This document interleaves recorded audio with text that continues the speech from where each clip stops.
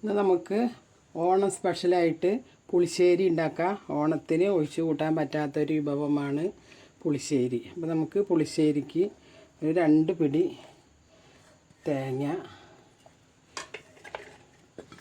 അതുപോലെ ഒരു ഉള്ളി, ചെറിയ വെളുത്തുള്ളിയാണ്, അപ്പോൾ ഞാൻ 2 എണ്ണം എടുത്തിട്ടുണ്ട്.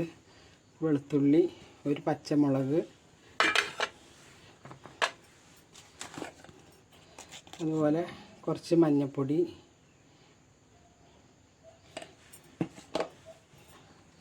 ഇത്തിരി ജീരകം. ഇത് കൂട്ടി നമുക്ക് നന്നായി അരച്ചെടുക്കാം. അപ്പം നമുക്ക് ഈ അരപ്പ് ഇതിലേക്ക് ചട്ടിയിലേക്ക് ഒഴിച്ച് കൊടുക്കാം. ഒന്ന് ചൂടായിട്ട് നമുക്ക് മോരൊഴിക്കാം. അപ്പം നമുക്ക് ഇതിലേക്ക് ഉപ്പിട്ട് കൊടുക്കാം. ഇതൊന്ന് ചൂടാവണ വരെ ഇളക്കിയെടുക്കാം. അങ്ങനെ ഇളക്കിയിട്ടൊന്ന് ചൂടാവുമ്പോൾ അപ്പോൾ നമുക്കിതിങ്ങനെ ഇളക്കി കൊടുക്കാം.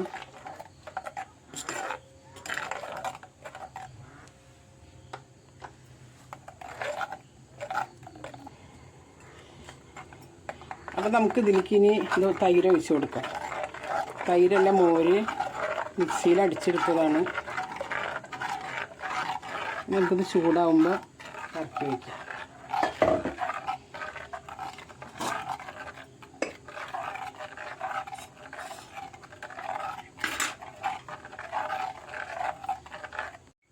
അപ്പോൾ നമുക്കിത് ഇറക്കി വയ്ക്കാം.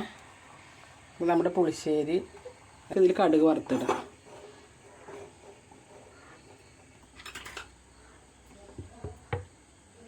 നമുക്കിതിൽ എണ്ണ ഒഴിച്ച്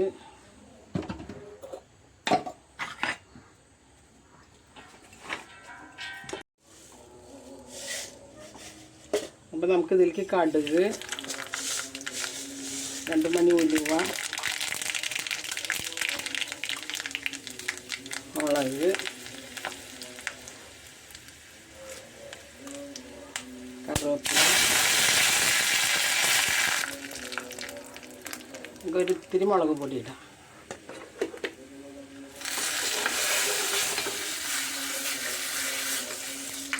പുളിശ്ശേരിയിലേക്ക് ഒഴിച്ച് കൊടുക്കാം.